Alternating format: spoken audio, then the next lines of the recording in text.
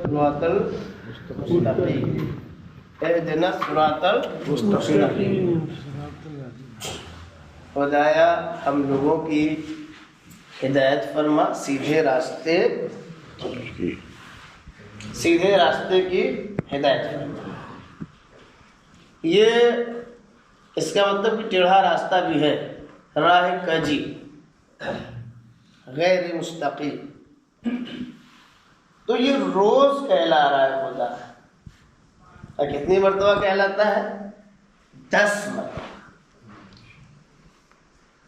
10 مرتبہ روز واجب کر دیا ہے۔ واجب ہے کہ 10 مرتبہ پڑھو سورہ حمد، کہ خدایا ہم کو جو ہے سیدھے راستے پہ چلنے کی توفیق دے، خدایا ہم کو ہماری ہدایت فرما کہ ہم جو ہے سیدھے راستے پہ چلیں۔ 10 مرتبہ اب واجب کیا ہے۔ صبح کی 2 رکعت میں واجب ہے سورہ حمد پڑھنا، اور ظہر میں، عصر میں، مغرب میں، عشاء واجب کیا ہے نا۔ یہ سورہ واحد ہے کہ جسے 10 مرتبہ ہر مسلمان پر واجب قرار دے دیا ہے کہ مسلمان ہے تو 10 مرتبہ سورہ حمد کو پڑھے، کچھ پڑھے نہ پڑھے سورہ حمد جو ہے 10 مرتبہ ضرور پڑھے گا۔ واحد سورہ ہے جو روز 10 مرتبہ واجب قرار دیا گیا ہے۔ آپ دوسرا سورہ تبدیل کر سکتے ہیں، لیکن اس کو جو سورہ ہم پڑھنا ہے کہ پالنے والے جو ہے ہمیں سیدھے راستے، اس میں جو ہے صرف دعا ہے۔ پہلے طریقہ بتایا گیا ہے، پہلے جو ہے ربوبیت کے سلسلے میں، پھر اس کے بعد جو ہے اس رب کی نعمتوں کے سلسلے میں، اور قیامت کی ملکیت کے سلسلے میں، اور اس کے بعد جو ہے کہا کہ ہم تیری ہی عبادت کرتے ہیں، تجھی سے مدد مانگتے ہیں، اب خدا تو ہمیں سیدھے راستے پہ چلنے کی توفیق عطا فرما۔ یہ سب دعائیں ہیں، یہ سب دعائیں ہیں کہ ہم ایسا نہ ہو کہ ہم جو ہے غلط راستے پہ چلے جائیں، راستہ ہمارا بدل جائے۔ خدایا ہم تجھ سے دعا کرتے ہیں، ہم تیری عبادت کرتے ہیں، تجھ سے مدد چاہتے ہیں کہ ہمیں سیدھے راستے پہ چلنے کی توفیق عطا فرما ہے۔ اور اس کے بعد پھر کہا کون سا راستہ؟ کہا صراط الذین انعمت علیہم، وہ راستہ کہ جس پر تیری نعمتیں نازل ہوئی ہے نا، اور غیر المغضوب، لیکن وہ راستہ نہ ہو جس پر تیرا غضب نازل ہوا ہے۔ اور اس کے بعد کہا ولا الضالین، اور گمراہوں کے راستے سے بھی ہمیں بچائے رکھنا، ہم گمراہوں کے راستے میں بھی نہ چلنے پائیں۔ یہ دعا جو ہے یہ روزانہ کرنے کا مطلب کیا ہے کہ اسی لیے نماز واجب کی گئی ہے تاکہ انسان اپنے خدا سے رابطہ منقطع نہ ہونے پائے۔ ایسا نہ ہو کہ گمراہوں کے راستے پہ چلے جائے، اور ایسا نہ ہو کہ غضب جن پر نازل ہوا ہے ان کی راہ پر ہم نکل جائیں۔ اس لیے دعا کریں کہ نماز ترک نہ ہونے پائے، نماز نہ چھوٹنے پائے، کیونکہ اگر آپ کا ارتباط خدا سے منقطع ہو گیا تو آپ گمراہ ہو جائیں گے۔ آپ ان راستوں پہ بھی جا سکتے ہیں جن پر خدا کا غضب نازل ہوا ہے۔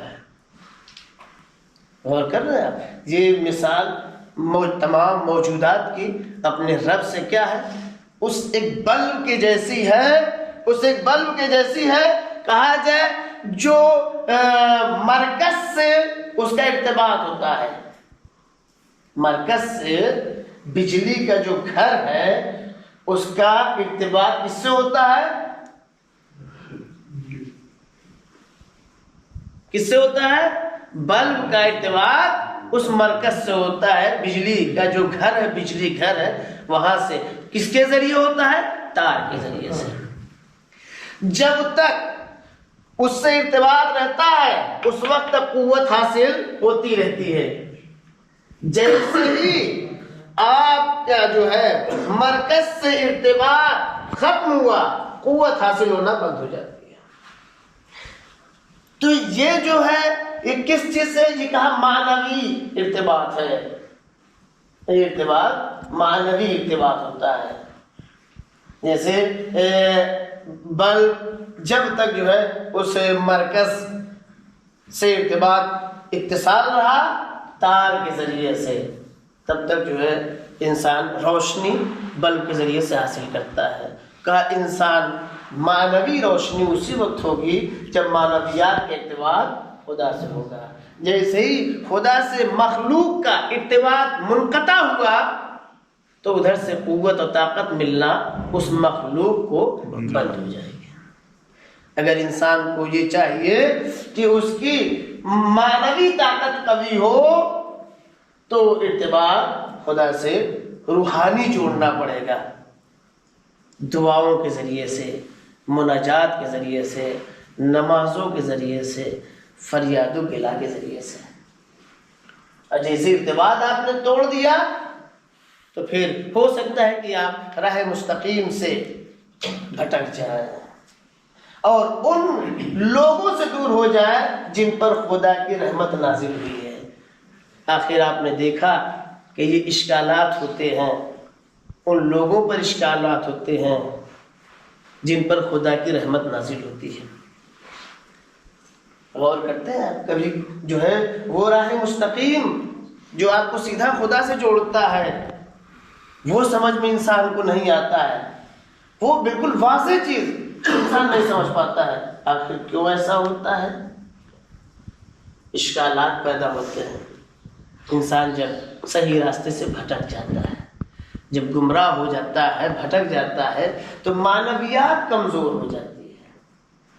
اس لیے کہا کہ خدایا تو ہمیں سیدھا راستہ بتا، سیدھے راستے پہ چلنے کی توفیق عطا فرما اور ان لوگوں سے ہمیں دور رکھنا جن پر خدا کا غضب نازل ہوا ہے.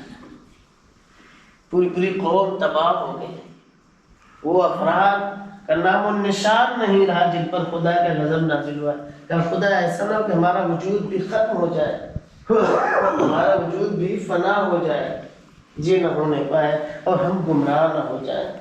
اس لیے اللہ نے کہا کہ روزانہ 10 مرتبہ کم از کم واجب ہے کہ ہر مسلمان اس کو پڑھے.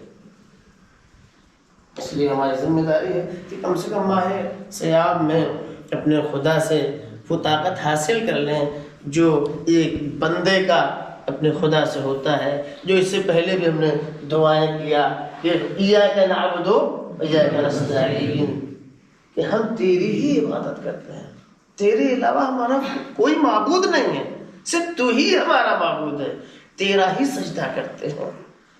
تو ہماری ہدایت فرما دینا کہ ہم سیدھے راستے پہ چلیں. راستہ انسان کا 2 منٹ میں بدل جاتا ہے، کبھی کبھی غلط راستے پہ چلا جاتا ہے. اس لیے اس کا خیال ہم لوگ رکھیں کہ کم سے کم یہ دعا جو یہ سورہ ہے ہم لوگوں کے لیے ہے، یہ پورا مکمل زندگی ہے. کس طرح سے ارتباط جوڑا جائے گا؟ کم سے کم 10 مرتبہ ہم پڑھیں، یعنی واجب نماز ہم ادا کریں، واجبات کو ہم ترک نہ کریں. واجب وہ ہے کہ جس پر کرنے پر ثواب، نہ کرنے پر عذاب ہے. عذاب سے کم اپنے آپ کو بچا لیں.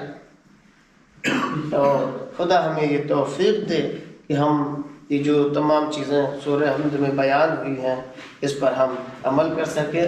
اور کل جو ہے کچھ اس کی تفسیر ہو چکی ہے اور کل کچھ خصوصیات ہیں اس کی طرف اشارہ کر کے اس کو انشاءاللہ تمام کر کے دوسرا سورت شروع کیا جائے گا. خدایا ہم سب کو یہ توفیق عطا فرما کہ پالنے والے ہم تیرے بتائے ہوئے راستے پر چل سکیں. خدایا ہم گنہگار ہیں، تیرے مہینے میں پالنے والے تجھ سے دعا کرتے ہیں ہم سب کے گناہوں کو بخش دے. پالنے والے اعمال قبیحہ کو اعمال حسنہ میں تبدیل فرما. الحمدللہ ہمارے ورثہ جو دنیا سے جا چکے ہیں ان کی مغفرت فرما. ہم میں جو بھی بیمار ہو ہم سب کو ہر بیماریوں سے شفا عطا فرما. ہم سب کی مشکلات کو برطرف فرما. ہمارے امام کے ظہور میں تاجیل فرما، ان کے اعوان و انصار میں شمار فرما. امام زمانہ کی سلامتی کے لیے صلوات کرتے ہیں.